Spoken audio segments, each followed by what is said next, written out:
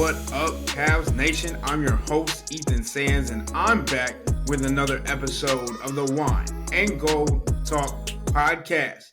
We got the three-headed goat back in the building. Chris Fedor, Jimmy Watkins joining me on today's episode as we recap the Cavs' first loss of the season. Chris, you are in Boston, and I know me and Jimmy talked before this game that this could become a win-win situation for the Cavs, with the second win situation or scenario being that they finally get that streak off their back. They don't have to think about it anymore. They can move on to another light, and they can have more motivation going into the next game. It felt like we learned a lot about this team in tonight's matchup. Chris, what did you see, and what did you mainly take away from tonight's game in Boston?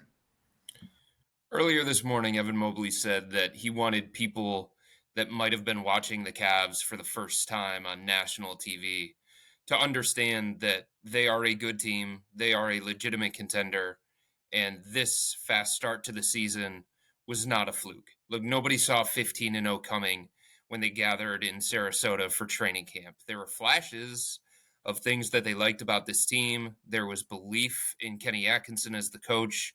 There was a lot of excitement surrounding the offense and the changes that they wanted to make on the floor. But nobody saw 15-0 coming. Nobody saw nearly a full month without a loss. I think tonight showed that it's not a fluke, that they are real, that they are a legitimate contender to battle with the Celtics in the Eastern Conference playoffs.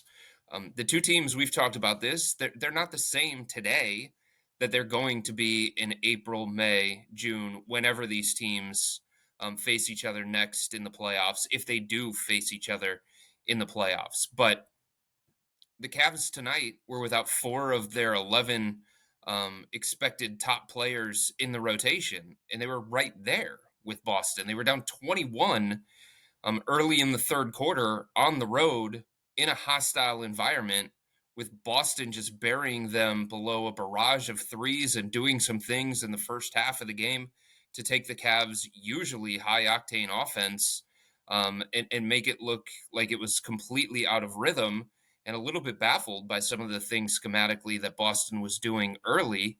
And despite that, they were right there at the end. Multiple times in the fourth quarter, they made it a 2-point game. Multiple times they were within one possession. So, I was in the locker room last year, and part of it was the finality of the season, but there were hung heads, there were slumped shoulders, there were long faces. There was kind of like a belief of, oh my God, that team is a cheat code. Like, what are we going to do to get to that particular level? There wasn't that feeling after the game from the Cavs, and there was no reason for that to be the feeling after the game. If anything, this showed that the Cavs are real, that this start was not a fluke, and they have components to really threaten Boston in the Eastern Conference. Yeah, I mean, Boston made 22 threes, 22 of 41 from 3. The Cavs made 10 and only shot 29. Darius Garland was pretty awful tonight, 3 for 21, 0 for 6 from 3. I would say not. It looked a lot like playoff Darius, and except for he kept the turnovers down, 7 assists, 2 turnovers. So that's a plus. And even Donovan Mitchell finished with 35 points on 29 shots, but he started really slow in this game. It was a lot of this comeback was spurred on by the bench featuring a heavy dosage of Evan Mobley. I think that this was another very promising sign. This looked a lot like playoff Evan Mobley last year too. Evan Mobley, when Jared Allen was hurt in this series, he was doing a lot of the stuff tonight that he was doing in that series last year. So they did still lose the game, and I'm concerned by. We'll talk about this stuff more in depth. I'm concerned by Darius, and I'm concerned stylistically how the Cavs will manage some of their movement offense that Boston handles really well, just because Boston is so switchy and can kind of coax teams into playing more isolation ball, sticky offense type stuff that doesn't necessarily make everyone feel involved. But I think you got to feel pretty like Ty Jerome. He proved he belonged out there. Craig Porter Jr. hit a career high 3 threes. He was not scared of this moment. Sam Merrill had his quick 2-3 stretch. That was promising to see coming off the injury. He didn't. The other thing about Sam Merrill, I don't think Sam Merrill, besides in certain matchups when he's on the really big wings, I think you can find places for Sam Merrill to survive defensively against the Celtics, against some of the smaller guys. I don't think he looked overwhelmed tonight. Another interesting, like Jared Allen, shorter minutes load tonight. That's another talking point we can get into later. But yeah, big picture, the Cavs got outshot. Their best players, one didn't play well the entire game. The other didn't play well to start the game. And like Chris said, down 21, and you're still finishing a 3-point game with, by the way, many opportunities left on the table in the fourth quarter. It's not just that they got it down to 2 a couple of times. There were time where I felt like the Cavs could take control of this game, and they're missing an open 3 here, or they have a bad possession there. But based on the circumstances, that's very encouraging. Yeah, and I think what was mostly concerning to me was how it felt kind of like they were playing hero ball a little bit too much for Darius and Donovan, and understandably trying to will this team to a victory. Obviously, we understand that Darius Garland has been off to one of the best starts of his entire career in this year. But for me to see him go up and shoot those many shots, be not able, like some of them being good shots, some of them not being good shots, but the main thing being that the Cavs had 6 of their 8 players that entered the game today score in double figures. If the Cavs want to get to the level that they want to get to, one of those 2 players that don't get to double figures can't be Darius Garland, right? And not on the efficiency that he had. The Boston Celtics had 6 players also in double figures, but their best players came to play and were able to do what they needed to. So obviously, to me, Chris, we talked about how after the Charlotte Hornets game, Darius was wearing a heating pack on his back when he was sitting down, kind of similar to what happened last season. He looked like he was dealing with that again this game. Didn't feel like he was playing or operating at 100%. Looked like he was lagging on defense on specific plays. Obviously, a long game, obviously guarding some of the best players in the league can do that. But was there any concern from your end, Chris, being able to see him after the game and how he interacted or what he might be going through, that this could be a something to watch for going further into the season? No, there was no concern from Darius.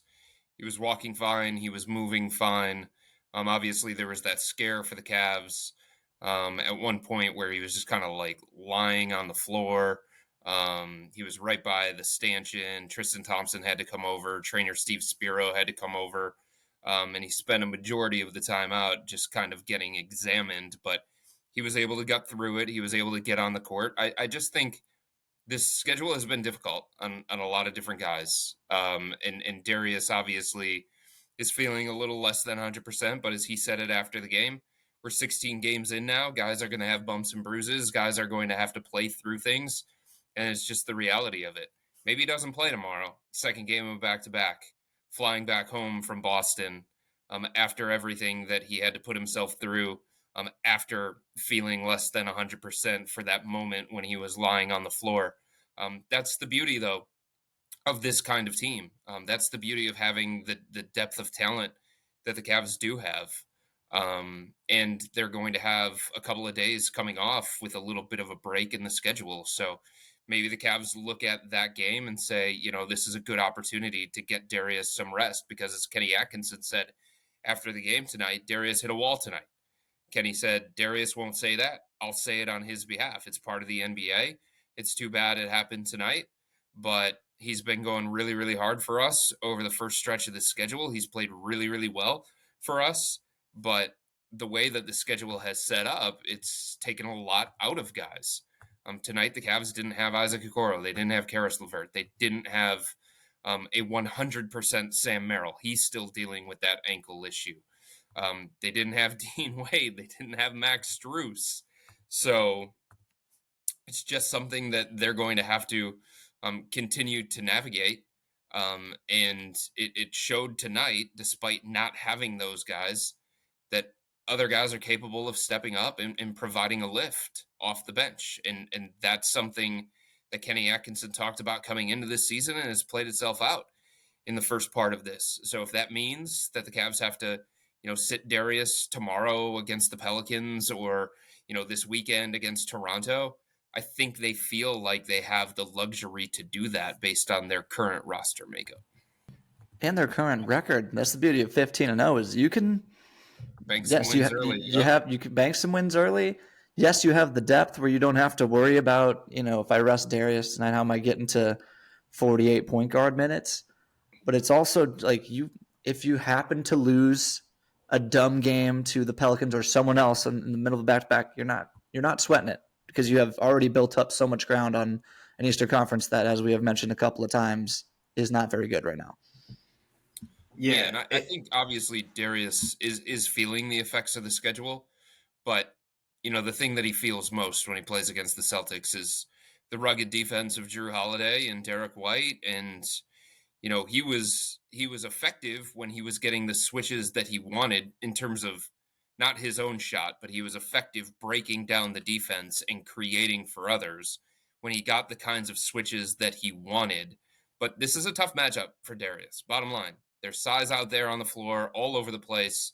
There's length, there's athleticism, there's physicality, and it's just something that Darius is going to have to figure out as he moves forward in this particular matchup. That's why Boston has Derek White and Jrue Holiday for these kinds of matchups against those caliber point guards. Darius entered tonight as the only player in the NBA that was averaging at least 20 points while shooting 50, 40, 90. It was a little bit more difficult for him. It was a little bit more physical for him. He didn't have as much space to get his shot off. And Darius was saying that I got good shots. I like the shots that I got. But by the time he was getting a little bit more freedom and a little bit more open, like he had already missed a whole bunch of shots and he just wasn't in the flow of the game the same kind of way because of the aggressive physical nature of the Celtics defense. Yeah, I went back. Go ahead. I was going to say on the Darius point, I went back on the handy NBA.com stats box score and watched all 21 of Darius's shots. And like Chris said, there are some where he misses just some point blank looks. There are some later in the game where you're like, I think if he had made 3 shots before this, that probably goes in. He's just out of rhythm right now. But the main takeaway is, man, he's shooting over a lot of length right now. Yeah. Man, he's got such a great floater, but man, like whether it's Al Horford, Derek White, Jrue Holiday, all these guys, the Celtics are really good about contesting and making you feel their contests. And you can tell some of Darius' shots have a little bit extra arc on them because he's trying to get over.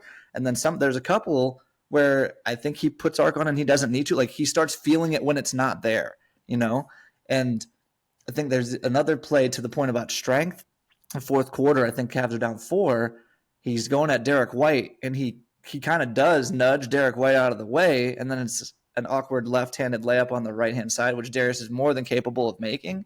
But sometimes when you wind up and like throw your body into someone, it kind of throws off your touch as you're trying to finish at the rim. So like Chris said, just a lot of challenges that the Celtics present. Part of that's really good defense, but it's like this is a persistent theme. Darius shoots like 41% in his career against the Celtics, 14 games.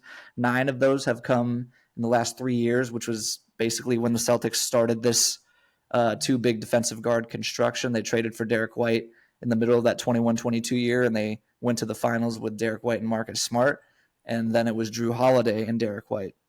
So it's been that way for most of the time that Darius played. Last year in the playoffs, same idea. We know Darius wasn't 100% during that playoff series, but like as much as it is, I believe Kenny when he says Darius hit a wall and the schedule played a role in all this tonight.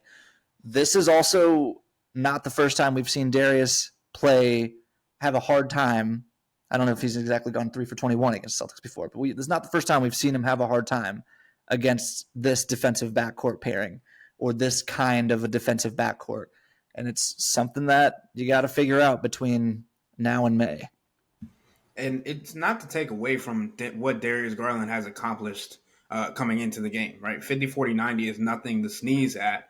But for me, it's understanding what he's been able to do so well for the beginning of the season, for the first 15 games of the season. Sensing the moment, sensing what the team needed, and being able to do that at those given times, right? And Darius was, I believe, 1 of 5 in the fourth quarter. And Evan Mobley, someone who was coming off of 14 points in the third quarter and was actually showing himself to be one of the more productive offensive players, didn't even get to attempt a single bucket for the Cavs in the final frame. So more so when I'm talking about the hero ball and what could have been done differently, I would have been looking for Evan and trying to figure out where he could find the mismatches, one that they were exploiting earlier on into the game, and those different things, because Evan was a guy that was coming into the fourth quarter with momentum. He was coming into the fourth quarter with a head full of steam. I've seen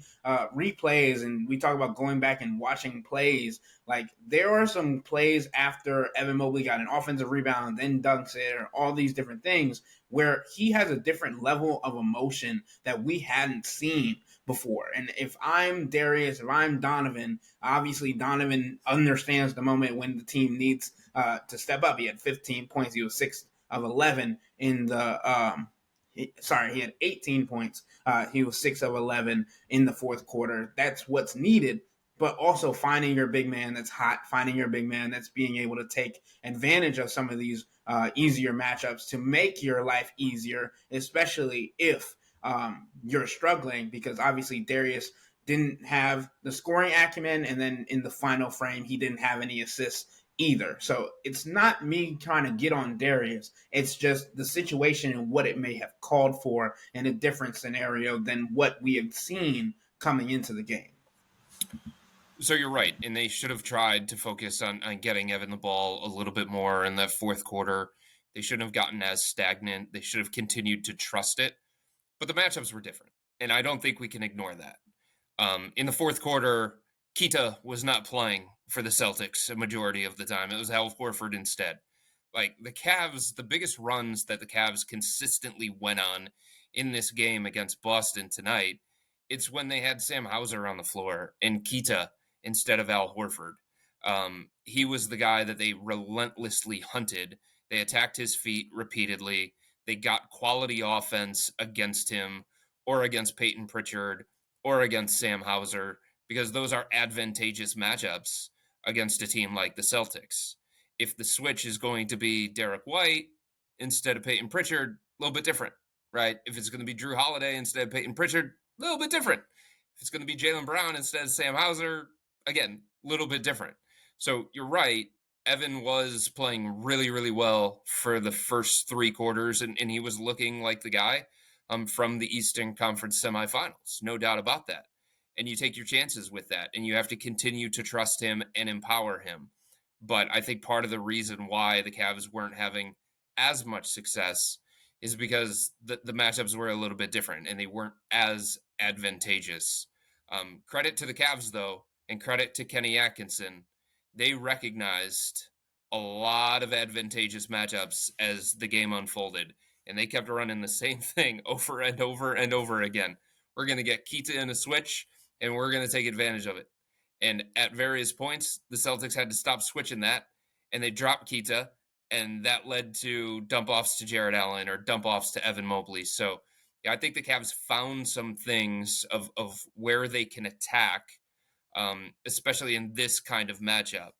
And I think it was beneficial for them to help them get back in the game. And they were able to exploit that. And that's what you're going to have to do at various points against the Celtics if they're going to switch everything the way that they do.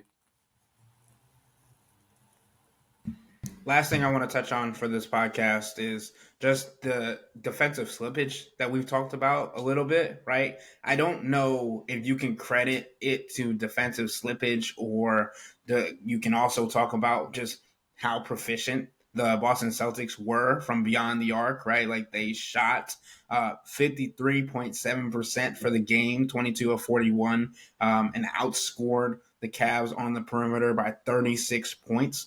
Obviously, it's very hard to win any kind of contest when that is the case, and you are known as a team that's run and gun and been able to keep up with offensive firepower, and to this point, been the offensive firepower laying that down against opposing teams.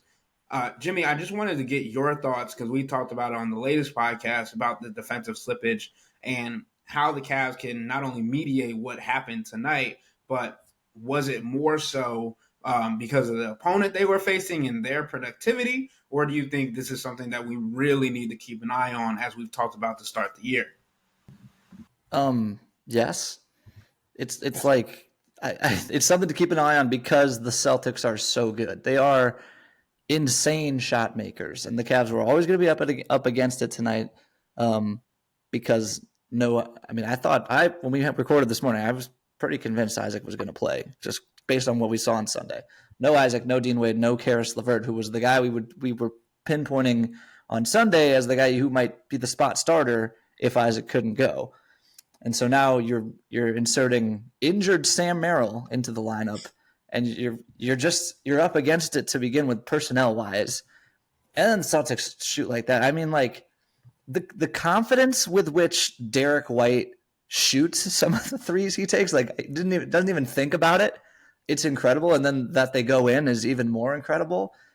They're just great shot makers, man, and they are trained to fire without a second thought. They get it off quick. They get up a bunch of them. They're really good at finding shooters when they get to the point. They're always thinking 3-3-3. The Celtics are a borderline perfect modern offense. It's going to get even harder to defend them when Kristaps Porzingis is out there because he's a better shooter than Al Horford, and he's better at attacking closeouts. It's drive kick. That is never going to stop happening. The thing, even when you defend them perfectly, they have so many tall shooters. Jason Tatum is a super tall shooter. Jaylen Brown is a super tall shooter. Kristaps Porzingis, Al Horford, tall guys. You can contest them, and it doesn't matter. And that's another thing that's not going to change about this matchup. To a certain extent, if you get into a playoff series with Boston, you are kind of just hoping that those shots go in. You do everything you can to cut off the paint and make them play iso ball and don't let them, make your defense rotate. But sometimes, like, it's just inevitable. You're going to get beat off the dribble. You're going to give up some threes, and you're going to try your hardest to close out. But sometimes it's not going to be good enough, and you're just going to have to hope. The fact that they take so many threes, they're a really good team. They're inviting a lot of variance in the playoff series, which is interesting.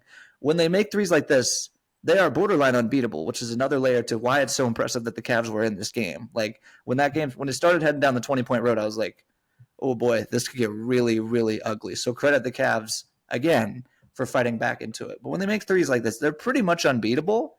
So and they happen to do this pretty often, so that they're just a really good team. Kenny Atkinson has talked about the luck element. He's talked about the variance of it. He's talked about the analytics that they have that say these teams are shooting over expected, and all those things are part of this story. But there is clear slippage on the defensive end for the Cavs. 4 of their 5 worst defensive performances have come in the last 2 weeks. They've got to be better. They've got to be more consistent on the defensive end of the floor. It's got to come back to where it is a strength of the team, where it's a foundational piece of the team. Part of it is they're missing Dean Wade, Isaac Okoro, Karis LeVert, especially tonight against the Celtics. Part of it is they don't have Max Strus, who I think competes on the defensive end of the floor, who makes things tough on wings. So there are different factors that play into it. But if we're being honest, there has been defensive regression. And I think the players recognize that. And I think the coaching staff recognizes it as well. And I think they have to find a way to get back to that. And they can't get lost in this idea of, we've got the kind of offense that is going to save us if we have these defensive breakdowns, or we have the kind of offense that can overcome bad defensive nights. It's one thing if it happens against Boston. That's justifiable. That's understandable. That's the second best offense in the NBA coming into tonight. But against wounded New Orleans? Against Chicago? Against Charlotte? No. That's not up to the Cavs standards, and they should be pissed at themselves about that.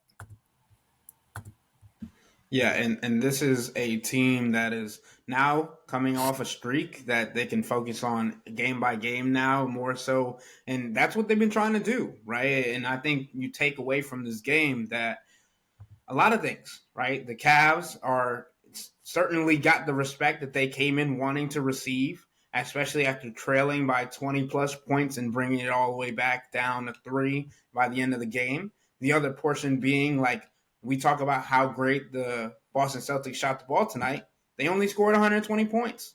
The Cavs have already scored over that, at least 130 plus more when it comes to 6 different times this season, right? So we've seen the Cavs been able to match that efficiency, match that firepower, and they were without tonight some of their best defenders, especially on the perimeter when it comes to matching up with their key guys. So a lot of things to look forward to. I don't think the Cavs hang their head, as Chris said, post-game. I think they continue to move forward. They take it as a learning lesson. They take it as an opportunity to finally learn from a loss, right? Because they've been trying to learn from wins this entire season, and it's difficult to do that. So I think they go back to the drawing board against New Orleans tomorrow, try and see if they can get some extra guys, some extra rest. Potentially Darius Garland, potentially Donovan Mitchell, depending on what happens with his face situation. Something's up with the Cavs always getting hit in the face when they play the Celtics. But with all that being said, that'll wrap up today's episode of the Wine and Gold Talk podcast. But remember to become a Cavs Insider and interact with Chris, me, and Jimmy by subscribing to Subtext. The Cavs have a couple of days off this coming week, so we'll need to talk to you guys to hear what you want to hear from on the podcast and to get your questions for the next Hey Chris episode. To do that, sign up for a 14-day free trial or visit cleveland.com/Cavs and click on the blue bar at the top of the page. If you don't like it, that's fine. All you have to do is text the word STOP. It's easy, but we can tell you that the people who sign up stick around because this is the best way to get insider coverage on the Cavs from me, Chris, and Jimmy. This isn't just our podcast, it's your podcast. And the only way to have your voice heard is through Subtext. Y'all be safe. We out.